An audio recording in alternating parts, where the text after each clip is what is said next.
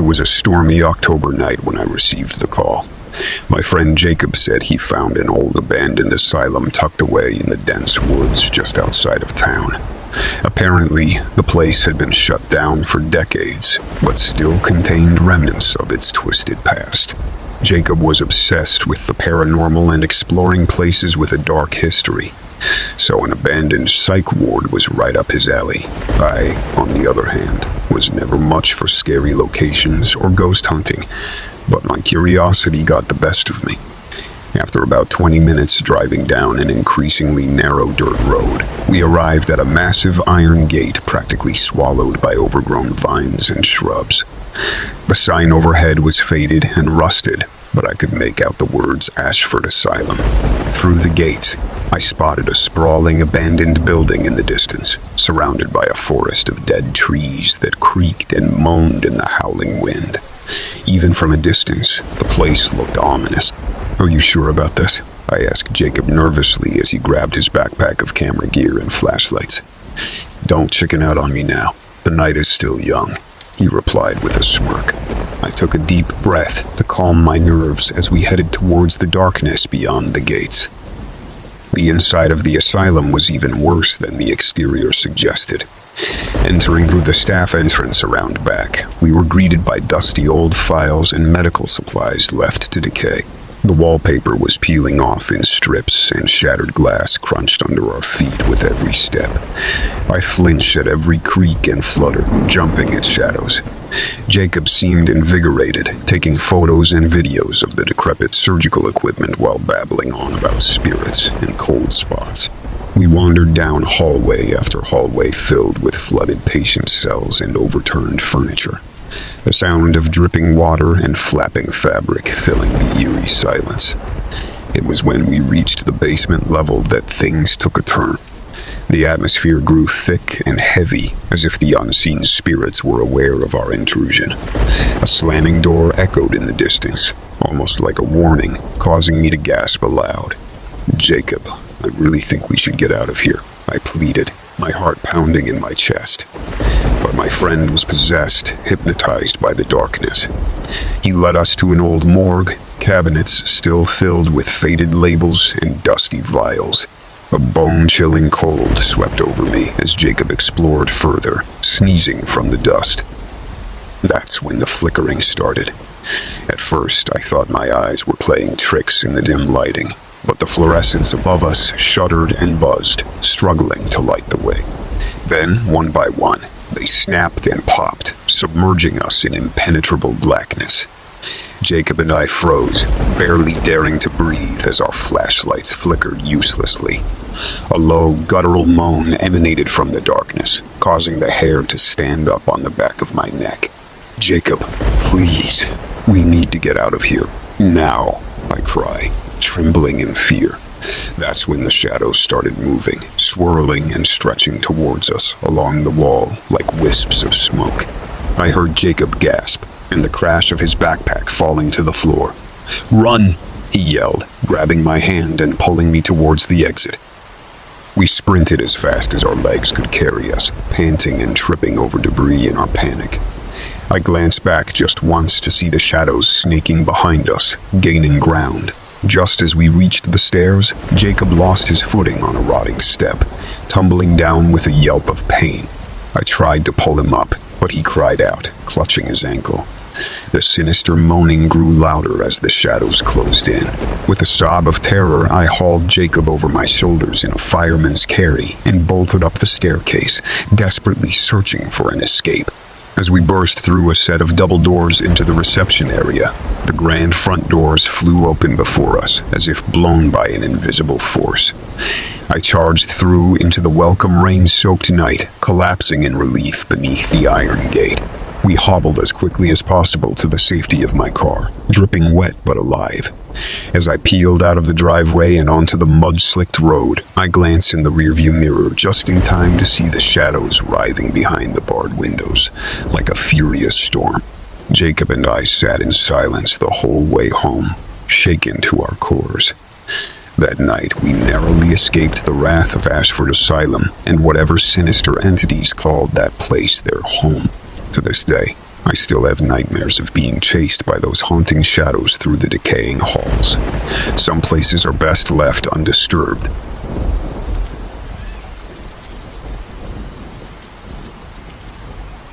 I stared up at the drab brick building looming before me, its dark windows like empty eye sockets gazing down eerily. Whitewashed letters across the top spelled out Ridgemont Asylum, but most of the paint had long since flaked away, leaving the name barely discernible. A heavy iron gate blocked the entrance, its bars rusted and bent with age and neglect. I had heard whispers about this place for years, rumors of unspeakable treatments and unexplained events that still haunt its abandoned wards late at night. Tonight, I was going to find out for myself if the stories were true. Gripping my flashlight tightly, I reached through the bars and twisted the squealing gate open, cringing at every rusty shriek of protest. A gravel path wound its way up to the main entrance between patches of overgrown weeds. Crumbling concrete steps led up to tall wooden doors that hung half off their hinges, as if eager to escape this place themselves. I stepped inside and immediately felt a sense of oppressive gloom settle over me. Musty air hung still and stale as I swept my light around the entrance hall. Peeling paint and cracked tiles lined grimy walls, and piles of rubble and debris littered the floor from years of water damage and vandalism.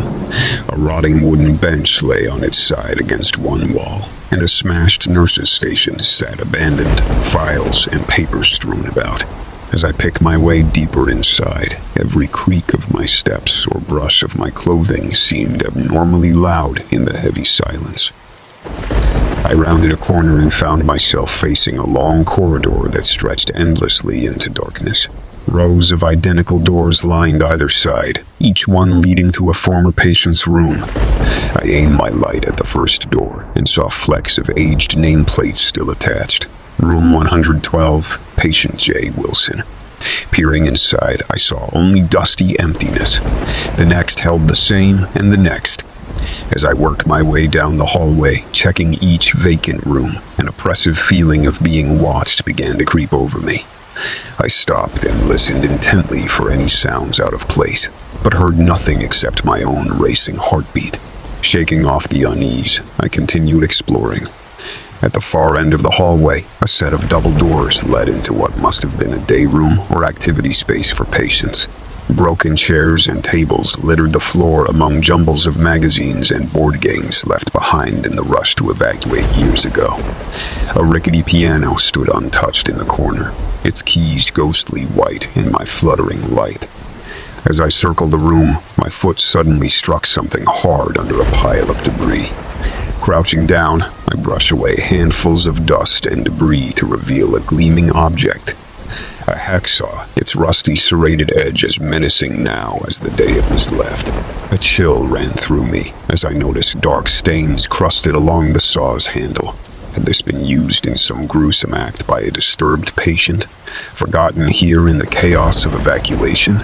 I hastily stuffed it into my backpack, hoping its grim history wouldn't follow me home, then hurried back out to the corridor.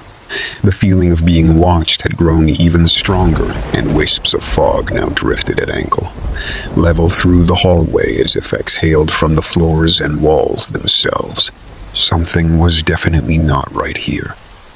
I sped up my pace, flashlight beams swinging wildly as I retraced my steps back the way I had come. At the far end of the hall, a quivering orb of light flashed on and off directly ahead. My heart leapt in my chest.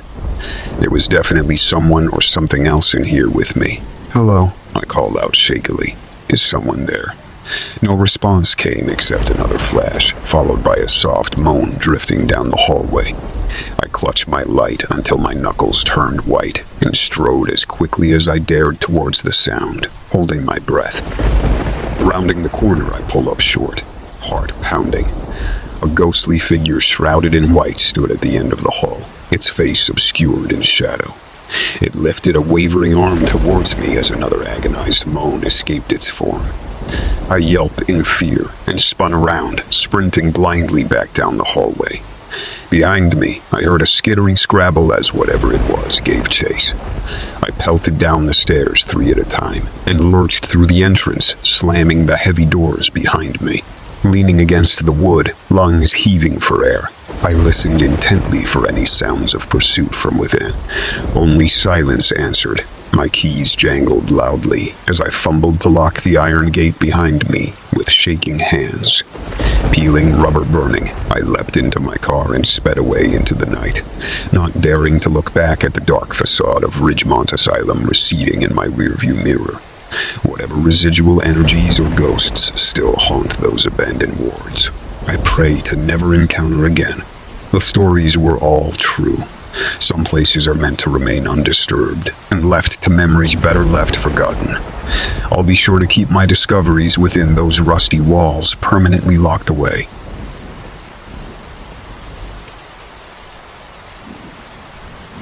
The old crumbling asylum loomed ahead, casting a long shadow across the overgrown field. I clicked on my flashlight, hesitant to venture further into the dark.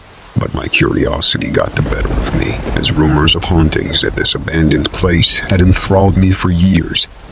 I steeled my nerves and walked under the rusted sign that read Clifftop Sanitarium. The crunch of dead leaves and loose stones echoed eerily as I made my way inside.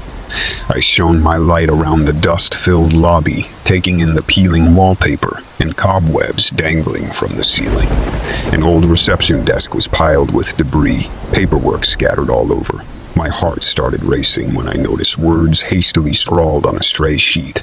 "Get out now." A crashing sound made me swing around. Flashing sound made me swing around, flashlight beam dancing crazily across empty corridors. I stood frozen, listening intently for any other noises, but heard only my heavy breathing. Feeling jumpy, I moved on cautiously. Dim moonlight filtering through grimy windows cast everything in a pale blue glow, throwing sinister shadows. I inspected a row of dilapidated rooms, their rusted nameplates long illegible. Peering inside, I glimpsed abandoned bed frames and medical equipment. One room seemed to bend the laws of physics, the walls bulging ominously inward. Retreating hastily, my shoes scuffed loudly against something hard on the floor. I shone down to see an antique straitjacket, buttons worn through with use. A shiver ran up my spine at the thought of the souls who once suffered within these very walls.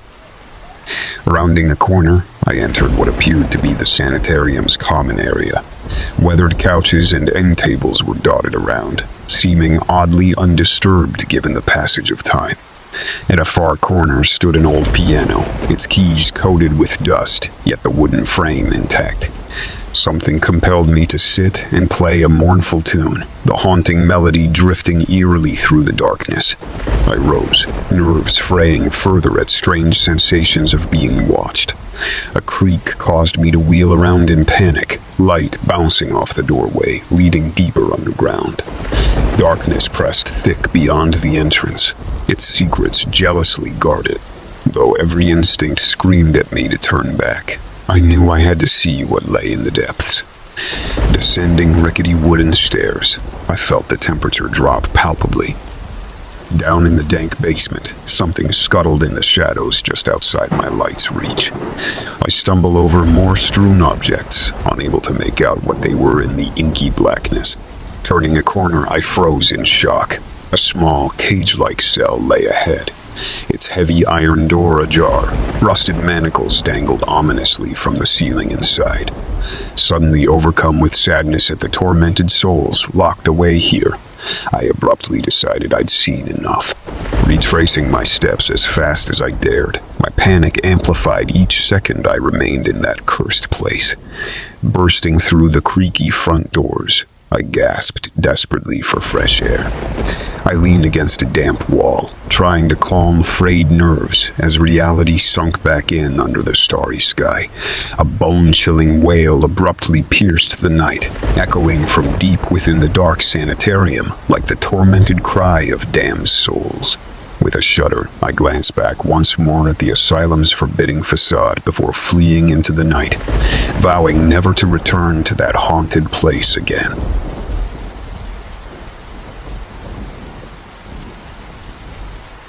It was a dare that brought me to the crumbling walls of the abandoned Brookfield Asylum late one night. My friends knew of my interest in urban exploration and haunted places, so they dared me to sneak inside and take photos as proof that I wasn't afraid. Usually I would have declined such a risky proposition, but the taunts of cowardice got under my skin. That's how I found myself alone in the darkness, clutching my flashlight as I crossed the threshold into the unknown. The main entrance hall was just as bleak and foreboding as the rumors described. Broken furniture and tiles crunched underfoot as I swept my light across the graffiti-marred walls. Plaster statues of angels gazed down with empty socket eyes, as if guarding the asylum's long-held secrets. Chills ran down my spine in that uncanny silence. My friends were right. There was definitely something unearthly about this place. I decided to start in one of the less dilapidated wings, hoping to avoid potential collapse. The faded sign above the hallway read Ward CE, long-term patience. Gripping my phone to document my journey, I pushed open the first heavy door and was greeted by an icy gust. The row of small rooms appeared to be patient quarters once, though hardly a soul had lived here for decades. As I took photos of the peeling walls and rusted bed frames, movement in my peripheral caught my attention. Whipping around, I caught only fading shadows dancing at the edge of my light. My pulse skyrocketed, yet I murmured reassurances to myself. It was just an overactive imagination in these abandoned halls. Still, an undeniable sense of being watched had taken root in my mind. The next cell revealed faded newspaper clippings plastered messily around the room. Articles detailing gruesome murders and disappearances stared back at me. Scrawled questions littering the edges. A choked gasp escaped me upon noticing one clipping had a photo circled. It was of myself from the local newspaper just last month. I backed out of the room in a panic, breaking into a sprint. My flight was halted by a deafening crash ahead, as if something heavy had been tossed around. Gripping my phone and light until my knuckles ached, I reluctantly approached the source of the noise with dread. Peering into the cell, I found it in disarray with furniture knocked over. At first glance, it seemed abandoned, yet flickering in the depths of my light beam, I spotted shadow. Two crimson eyes materialized from the inky form, boring into my soul. Paralyzed, I could only watch in horror as the shadow gradually took on a hulking humanoid shape. Its form seemed to ripple and writhe as if battling itself. A choked, guttural groan tore from its throat, an unearthly sound that curdled my blood, just as it began lurching toward the door with startling speed. I found the strength to turn tail and sprint once more. I raced blindly through the winding halls, paying no heed to where I was headed in my panic. All that mattered was escaping that hellish creature chasing me through the darkness. Its heavy footfalls and heaving breaths gained on me with each passing second. Just as hope seemed lost, a doorway in the distance offered salvation. I flung myself through only to slide to a halt in dismay. It was a dead end. Wheeling around, I gazed upon the hulking silhouette, blocking my only exit. Two fiery orbs regarded me hungrily within the shadowy face. It let out a deep, gravelly chuckle that chilled me to my core. As it began closing the distance with outstretched talons, I realized with dread that this was how I would meet my end, trapped in this forsaken place by some eldritch abomination. In a last act of desperation, I shined my flashlight directly into its features, eliciting an unearthly screech that shook the very foundations. Its clawed hands flew up to shield its eyes, stumbling backward. In that moment, an idea sparked. Keeping my light trained on it, I slowly sidestepped around the monster until I'd cleared the doorway. Not wasting a second, I turned and sprinted once more down the corridor with whatever remained of my strength. Bursting through the entrance hall, I didn't hesitate to keep running until I had crossed the asylum's threshold for the final time. Collapsing against a nearby oak in utter exhaustion, I let out a sob of relief to have escaped that accursed place with my life. As my rapidly beating heart began to settle, questions swirled through my mind. What Was that thing stalking the shadows of Ward C? Would its grasp reach beyond those walls to haunt my nightmares as well? All I knew for certain was that some doors were never meant to be opened, and in Brookfield Asylum's case, should remain shut for good. I had escaped this time, but would its ghosts finally claim me in the end? Only time would tell.